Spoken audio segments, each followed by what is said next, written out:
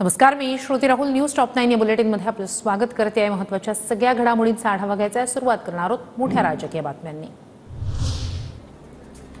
सोमनाथ सूर्यवंशीची न्यायालयीन कोठडीत पोलिसांनी हत्या केली. दलित असल्यामुळे सूर्यवंशींची हत्या करण्यात आली. राहुल गांधी यांचा गंभीर आरोप. सूर्यवंशी कुटुंबाच्या भेटीनंतर राहुल गांधींचा आरोप.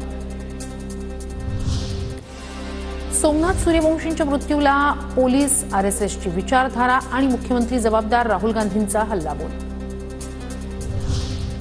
सोमनाथ सूर्यवंशी प्रकरणात मुख्यमंत्र्यांनी सभागृहात खोटी माहिती दिली. मी इथे कुठलंही राजकारण करत नाही. ज्यांनी सोमनाथला मारलं ते जबाबदार. मुख्यमंत्र्यांनी सभागृहात उत्तर दिलं, त्यामुळे ते जबाबदार.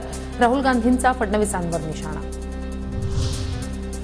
राहुल गांधी यांच्याकडून सोमनाथ सूर्यवंशी आणि विजय वाकोडे यांच्या कुटुंबियांची भेट. सूर्यवंशी आणि वाकोडे यांच्या मृत्यूनंतर राहुल गांधी परभणी दौऱ्यावर. राहुल गांधींचा परभणी दौरा केवळ राजकीय हेतूने जातीजातींमध्ये द्वेष निर्माण करणं हेच राहुल गांधींचं ध्येय. मुख्यमंत्री फडणवीसांचा पलटवार. सोमनाथ संविधानाचं रक्षण करत होता. सूर्यवंशी कुटुंबाच्या भेटीनंतर राहुल गांधींची प्रतिक्रिया. मृत्यूला जबाबदार असणाऱ्यांवर कारवाईची मागणी.